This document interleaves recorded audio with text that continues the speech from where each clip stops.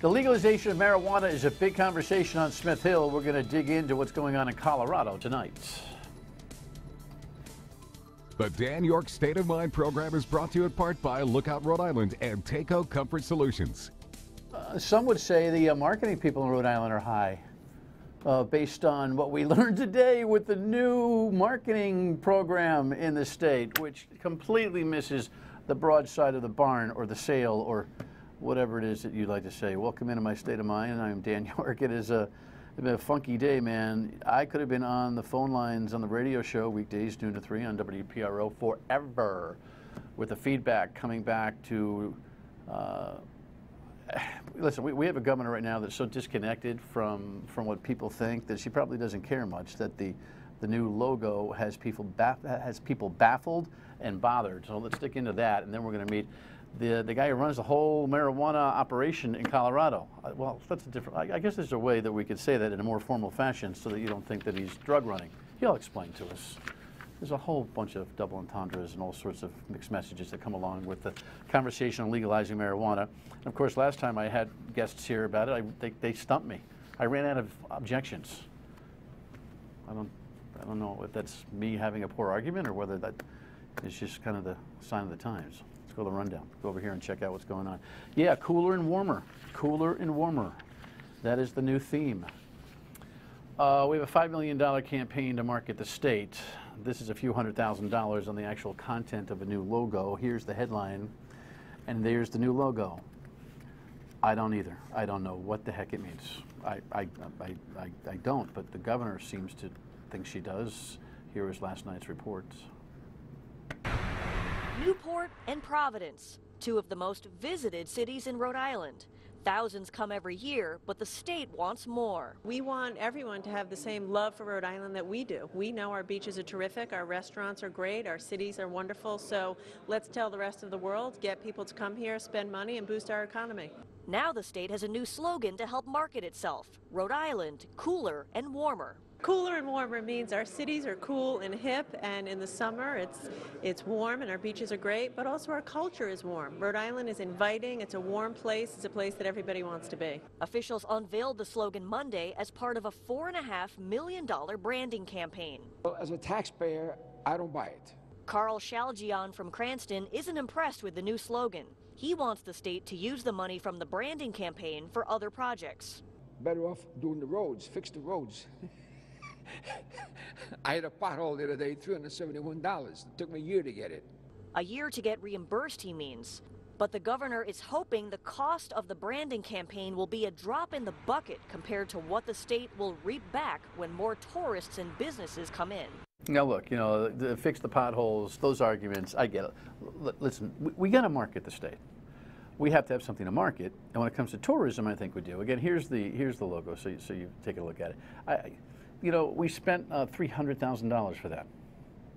$300,000 for that, and nobody knows what it means. Now, it's being supplemented by some promotional videos and and the whole marketing campaign is actually dirt cheap. I mean, what are you going to do with $5 million? You're not going to buy a lot of regional television and radio, so a lot of it's target marketed at the airports and airline videos and that kind of stuff. And here's an example of one of the videos. Imagine a place that feels like home, but holds enough uniqueness that you're never bored. Everything you're looking for is here. So this is about a minute and 49-second video. We can bring that down, Kev, and kill that sucker. It's actually well done. But you know what? There's a lot of good companies out there that can promote the state with good videos. There's a problem with that video, though. See the kid with the skateboard? Did you recognize the building that he was next to? No. You know why? Because it's from Iceland. Somehow, I don't know, video from Iceland got into the We Are Rhode Island video. I hate it when that happens. And by the way, I remind you what the slogan is for the video at the end. Listen to this. We are Rhode Island. Okay, you know what is that? That's not cooler and warmer. That's hashtag We Are Rhode Island. No explanation is coming from the Commerce Department as to what the versatility of this artwork and slogan and logo is intended to be. It is a complete puzzle. and people don't like it. Lexi put this up on the Facebook page, and you guys killed it. Can we show something? Not good. In fact, really bad. Only makes sense that people will cash the check for $5 million. By the way, the logo is only $300,000. All right, the content and the logo is $300,000. $5 million is a total package on the line item. You people pay attention to the budget, for crying out loud. Number two, I mean, we just go through this whole thing. Pretty bad, pretty bad. We left to right, then up and down, blah, blah, blah. And so Steve doesn't like the visuals on it. And Lynette, she's upset too. We don't know if we're coming or going. And then Debbie just said, really? Really, really, really. And, you know, Frank Galasso, who's a renowned artist here in Rhode Island, says, hey, what about my stuff? You know, who is that, Daffy Duck? I don't know who that is. But it's Rhode Island Red. Oh, that's right. Same thing, right? Rhode Island Red, Daffy Duck. You know, he's like, what about my stuff? We could have used my stuff. I would have given it to you. It's just too much. And then I asked this question out loud, and wouldn't you know it, the press actually asked the governor the same question, and that is, you know the Discover Beautiful Rhode Island signs that we have on the highways? You know the ones that are over the long grass and all the garbage underneath? Are they staying? Listen to the governor's giddy response. Okay. And then also, do you know when those Discover Rhode Island signs are going to be coming down? No. I don't know. Are those going to be coming down? I don't know. Well, can I ask you what's so funny about that? We have these signs, Discover Beautiful Rhode Island. That was the slogan that Governor Chafee put together. Now look, I think there are beautiful parts of Rhode Island. I don't want to be so self-deprecating that we make this commentary ridiculous. But they're always, you know, there's we don't mow the lawn in the medians and the highways, and there's garbage all over the place, and so I've questioned the legitimacy of the signs, but the theme's okay. So you'd think if there's a new theme and a new slogan that they would replace the highway signs that we have, and the governor thinks it's a funny question. She doesn't know. I don't know what they're doing or what they're smoking with this whole campaign. I really don't, but we'll see as it goes. Here's the good news. It's only $5 million against the budget, so they can't screw it up that bad. All right, party switch. This was just a breaking piece of news. Headline number one is that, well, there's not much there, at the State House. Oh. That's a weird headline. Why did we choose that one? Okay, anyway, Rhode Island House Oversight Committee switches political parties, or the head of it. That's, I guess you split those things. Is that creative license that you were taking there, Lex? Okay, whatever. I think you get it. Karen McBeth, who is the House Oversight Chairperson, has decided to flip from Democrat to Republican. Real quick story on this. You want to sit down? The idea to bounce from Democrat to Republican has been in Representative Karen McBeth's head for a few months. The pen has been put to paper, and the switch is complete. I think right now, if you look over the last couple of years, it's been a party, certainly while I've served, that's trying to be there for the people, and I'd like to be part of that. Now the number of representatives on the Republican side is 13. Brandon Bell is the party's chairman in Rhode Island. He calls McBeth the face of good government, with her possible run for Congress being determined in about a week. She's the perfect Republican in Rhode Island. She really stands for those values. Good government is one of our really big issues. McBeth has served as a Democrat for nearly 4 terms and has been a force behind the 38 Studios hearings, working as chairwoman of the House Oversight Committee. That position is being stripped away by House Speaker and Democrat Nicholas Mattiello. I consider all chair people part of my leadership team, and she can no longer be part of my leadership team at this point.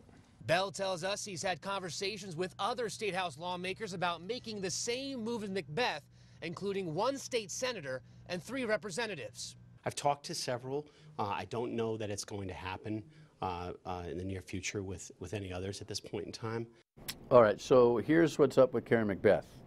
She's done in terms of her effectiveness at the General Assembly. You know, I'm not the biggest fan of the House Speaker, but I don't blame him for dumping her. I mean, she left the team. So now she's one of 13 in the phone booth where the Rhode Island Republicans caucus at the General Assembly. She'll chair nothing. She'll be effective at nothing, which tells me she doesn't want to be there anymore, which tells me she thinks she can run for Congress, which tells me she thinks she can beat David Cicilline, which tells me she's dreaming. But you never know. Miracles do happen in the cooler, warmer state. We'll have Karen in soon. Hey, listen, she's a good egg. But I don't know who's giving her advice on this one. We'll see. She's got a boatload of money to make this thing work. And I'm not so sure all the work on the House Oversight Committee has resonated or has been effective enough to be able to say, see, I saved Rhode Island, because we're still paying on that debacle. All right, listen, there's always an opportunity for more money to come into the states, and marijuana might be a source for us. Headline, state officials from Colorado are in town, to discuss recreational marijuana, and here's the latest story on that. Recreational marijuana made Colorado $76 million in new taxes just since July. A full year before that, marijuana only totaled $88 million. Just in like a half of a year, we've almost eclipsed all of the last fiscal year. Well, pretty close. Barbara Brohl is executive director for the Department of Revenue. She says the marijuana industry is leveling off from initial massive growth, calling their business healthier now than at the rollout of legal recreational sales. It really is going to pay its own way, and it's going for the purposes that it was intended for. But despite its growth and millions in new state revenue, marijuana isn't an economic cure-all for Colorado, representing only a small portion of the $10 to $13 billion the state brings in every year. And when you look at it, it's kind of a drop in the bucket. $40 million goes to school improvements, traditionally awarded to schools in rural districts who don't have the tax base to fix their problems. Last year, the program that took in that money spent the funds repairing roofs and renovating dilapidated facilities. One of the things that we are not trying to do is become dependent on that tax revenue, because once you do, you are not able to make really good policy decisions. Alrighty, so Andrew Freedman is the Director of Marijuana Coordination for the state of Colorado. It is in visiting and briefing Rhode Island. Welcome. Thanks for having me. I appreciate you coming in. Short answer, and then we'll elaborate on a bunch of different concepts. Director of Marijuana Coordination means what? It's the point person for 10 different departments that all have significant regulatory, policy, budget reforms that they have to go through in order to figure out how to regulate both medical and recreational marijuana. You have are we mic'd up? You know what? We're not even mic'd up. You had trouble hearing Andrew, so what we're going to do is we're going to take a break. We're going to come back and we're going to get that answer again. I'm sure you heard it, but you'll hear it better when we return. Stay with us.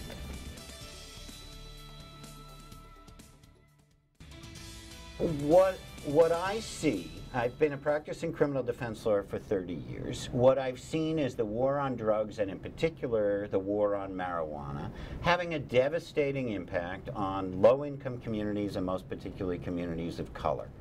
Our enforcement of the marijuana laws, all of our drug laws, is extraordinarily discriminatory. That's Andrew Horowitz, who is an esteemed lawyer in the state, works at Roger Williams, and was recently on the program last month, along with Jared Moffitt, co-directors of this Regulate Rhode Island project. And frankly, I thought he boxed me pretty good when it came to my opposition to marijuana. We were asking Andrew Freedman, who's in from Colorado, the Director of Marijuana Coordination, what that means. I think we heard most of your answer. Here's the question I have. You have a terrific resume. You're a government guy. Did you come into this position in Colorado advocating for marijuana usage, or is just a big opportunity to run a bureaucracy effectively in Colorado? Which is it? So my history is with education reform in Colorado, and the governor asked me to come on mainly because I actually had no position on marijuana legalization. I sat out the debate completely, and it was time to start talking about good government. It wasn't time to start talking about the debate anymore, and so he tapped me mainly because he thought I could get the cabinet to really think about, it's no longer a question of if in Colorado, it's a question of how, and we have to move beyond the debate that other people like Rhode Island So the vote was made, and then they brought you in. Yes. So now that you've been doing it for how long? Over 2 years. Now, do you have an opinion? I do, but I keep that very, very close to my chest. Because? Because my job, again, isn't to convince Rhode Island or advocate in any way. There are a lot of lessons to be learned on how to do this the best way. Like we should be concerned about advertising, for instance, and we should have that conversation now, because that's a conversation we didn't have in tobacco until it was far too late into tobacco advertising, and it was being geared towards kids, and it was being geared towards people who were likely to become addicted. And if we can have that conversation on the front end and figure out how to put the right guardrails on, the same kind of guardrails that now exist for tobacco, we could be a lot better off down the road. Our governor referred to some mistakes that Colorado has made. Is that one of them?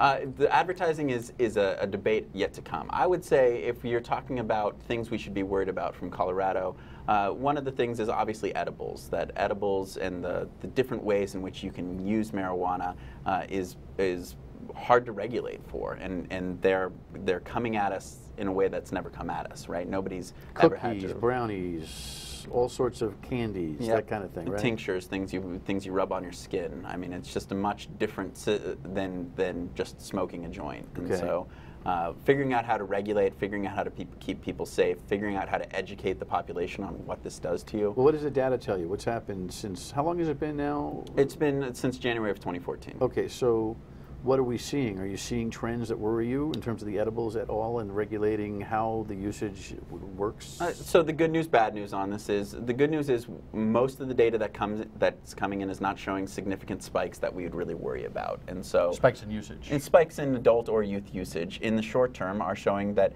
for the vast percentage of people, if you used it before, you use it now. If you didn't use it before, you don't use it now. But there are some public health, public safety data that we do keep a closer eye on because there is some concerning trends there. Hospitalizations, emergency room visits, calls to poison control center calls, all did have a significant spike because of marijuana.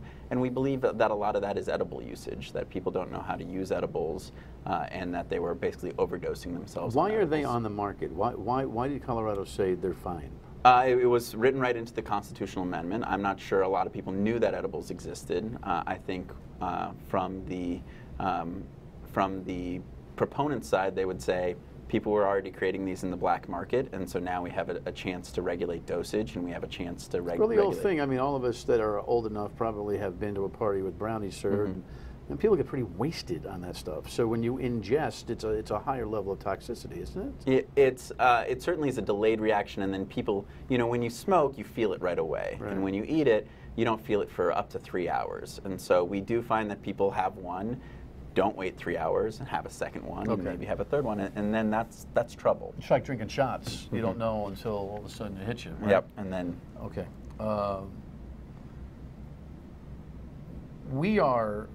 We are struggling with this whole thing. Vermont is closer. You're actually on a visit to Vermont as well. You are here on request, correct? Do you feel, what's your take on being asked for testimony from state to state? What's that like? Well, the Colorado legislature actually wrote that right into my description, that I should go around and advise states on what we've learned. I feel very comfortable with delivering the message of, this is your guys' decision of where you want to go from here. But it helps us all if we start to make better decisions on how we do it. And the more we create a coalition of thinking through the next 3 steps, I think the better off we're all going to be. The next 3 steps. What does legalization look like? What does commercialization look like? If things go wrong, how are we going to help each other out of that situation? Is Colorado where's Colorado in those 3 steps? Legalization, obviously, it's occurred. I think we're just post rollout, and we've now created a system that looks fairly like the system I think people thought they were voting for, a highly regulated industry that looks roughly like alcohol. What commercialization looks like in the next step after. But you don't have pot ads on television. We don't yet. Yet. Yeah. Okay. So there's no beer ad, pot ad, blah blah blah. But you see that coming. I think that's a possible route that we could go down, and it's one I would advocate against. Why? Because I think that what we've seen is that if what you're doing is capturing the people who are already using marijuana, and you're capturing them in the legalized system, that's probably overall a good thing. If you are trying to create demand in a for-profit system, the quickest way to do that is to grow people who are likely to become addicted or get people who are likely to be addicted earlier in life. Those are 2 bad dynamics. It's what we saw with 1960s, 1950s style tobacco advertising, and I think we've already grown out of that system, and if marijuana can skip that stage of growth, it'll be better off for it. You say that people who don't smoke probably haven't. There's a whole bunch of people in my generation that could probably go back 20, 30 years and tell you 10 stories, but who haven't looked at it for 20 or 30 years themselves. Because there's a stigma and there's a worry. Drug testing at work, but now that, so you didn't see a whole bunch of folks who otherwise haven't in 20 or 30 years decide, hey, you know what, why not now? We're certainly not seeing them in the past 30-day usage category. So maybe they'll try it once when it comes on because, hey, Yeah. I did Little this back yesteryear in, type yeah, thing, and yeah. but in general, their habits don't change that much. And if they liked going to a bar before in order to catch up with friends, then they probably still go to the bar in order to unwind. And we just aren't seeing a vast change in dynamics. All right, we'll come back. A couple more questions for the Director of Marijuana Coordination. That must look cool on a business card. Stay with us.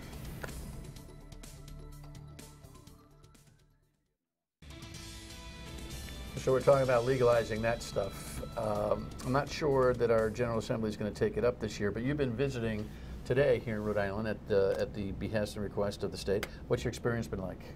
I'm happy with where they are in the discussion process. They actually sounded a lot more open to politics and policy aside, learning. And so, you know, the sooner we make those connections, I think the sooner we can have discussions that really do talk about public health and public safety. You thought there were good questions from the political leadership? Yeah, and I really found them very engaged. What are the best questions that are asked of you when it comes to Colorado's story and how it might relate to Rhode Island's, Vermont's, whoever? I think, honestly, the best one is always, what are the lessons that you've learned? And if you had to hit the reset button and start again, where would you be? Because I think it's easy to say already, we're seeing some things unfold that we wish didn't unfold that way. We think that there shouldn't be an unlicensed market right next to the licensed market. There's a lot of those little lessons that I think you could pretty quickly adopt and move forward with. Do you think the overall quality of life in Colorado has been adjusted by this new move? I don't think in any significant way. I think Colorado looks just about like it looked before. There's a little bit more tax revenue, there's some more jobs, there's a worry on the street about public use. There are minor issues on both sides, but I would say for the vast majority of Coloradans, they would say everything's about the same. Well, here are the states that are legal right now. Only 4. Looks like the final 4. Colorado got knocked out. So did Oregon, by the way. What is the actual usage allowance? In other words, remind everybody, it can be used on the street, it can't be, it's got to be used in your home. Where are the limits of how you can use pot? It can't be used in an open and public manner, and so similar to alcohol, you can't see it. Somebody shouldn't be walking down the street and smoking it. Somebody shouldn't be in their car and smoking it. That you should be in a private person's home in order to use it. That's it. That's the rule. Right now, that is the rule. Yes. You haven't had any problems necessarily. I mean, all you got to do is walk onto a college campus and you can smell it from all over Kingdom Come. I think that's probably the same in Colorado. That it's not that people aren't using it publicly. It's that that's not a legal use of marijuana. Where do you think this is going? How many states have you traveled to, by the way? Let's see. I did Massachusetts, Rhode Island, Vermont, Maryland, Virginia. I believe that's all. What's your guess in 5 years where we'll be? I think we'll see another half dozen states come on, and probably a dozen. That's a good thing or a bad thing? It certainly shares more people that we can share lessons with, and that we can look towards banking solutions, all the different types of solutions that we need. But I don't weigh in on whether and you have a or not little state should challenge do in it. Colorado in terms of federal banking issues, right? Yep. It's kind of a cash business right now. Yeah. So is that going to change? Well, we've already the feds found have their banks own that are willing to start and doing it, and they do it and tell the federal tell the federal government that they are doing it. But it certainly remains a challenge for us. Thanks for coming. It's my Enjoy pleasure. your visit. Final word when we come back. Stay with us. Talk about this on the radio tomorrow at noontime. Tomorrow, an LGBTQ activist who's got a quarrel with a governor. We'll see you tomorrow night.